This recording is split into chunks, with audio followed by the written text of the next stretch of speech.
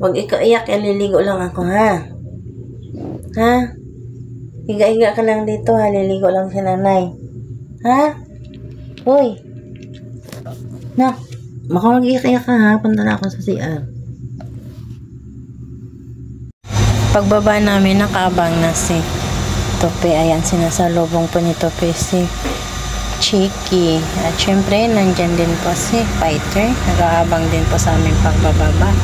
Pero ito talaga si Fighter namin, hindi po talaga yan siya malambing. Talagang pag nilalapitan siya, kahit anong aso lumalayo po talaga siya. At ayan, si Tope nung una masungit. Ngayon, ano na siya, malambing na siya kay Chiki.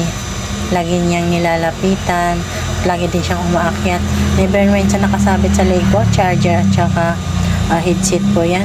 Diba, napakakit na ng aming Junakis na Chiki. Ayan. Ang cute-cute nga lang nila tingnan kasi habang lumalaki si Chiki, may makakalaro na si Tope. Dahil itong si Chiki, nakikitaan ko siya na maharot din katulad ni Tope. Pero kay Fighter, simula po talaga nung maliit yan, lagi nakahiga yan. Never po yan talaga naglalaro. Minsan lang po yan si Fighter. Ito yung dalawa, akala mo talaga mag-ama, parehas ang itsura. Si Chika at saka si Tope. Hindi na siya nagagalit si Tope pag nilalapitan siya ni Chiki. At sumuot na doon kasi may manok kami dyan sa ilalim. Ayun, pumunta si Chiki kaya kinuha ako.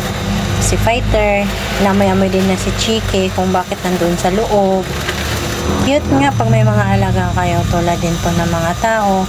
Sila may pakiramdam. Huwag po natin silang sasaktan. Kasi loyal po yan, iwanan na tayo ng lahat, pero yung aso nandyan lang yan. Kahit ano bibigay mo sa kanilang pagkain, hindi po yung nagre-reklamo. Kung ano lang po yung kaya, hindi po yung magsasabi na ayaw ko niyan ay, ayaw ko niyan tay, ayaw ko niyan mami kasi hindi masarap. Kaya nga pala daming uling yan si Tope kasi nga dyan sa motor na yan, dyan po siya lagi nagsusuot. Kaya huwag na po kayo magtaka pag may uling yung ulo ni Tope at saka ni Fighter. At sa mga susunod na araw, malamang ganito din yan si Tope. Ay si Chiki. Magsusuot-suot na rin yan dyan sa ilalim. At magkakaroon na rin yan ng grasa. Paglaki niyan kasi, hindi na namin yung gaano isasama sa tindahan kasi malaki na siya. Dito na siya. At nakikita ko palaging may kalat dito sa loob pag-uwi namin dahil ito si Chiki. Kahit doon sa taas, hilig mag-ila ng mga kalat. O diba, nagkikis na silang dalawa. Hindi na siya inaaway ni Tope. Hindi ka. Ito lang kami sa pwesto, Peng. Ha? Kanya sa ate? Ito lang kami sa pwesto.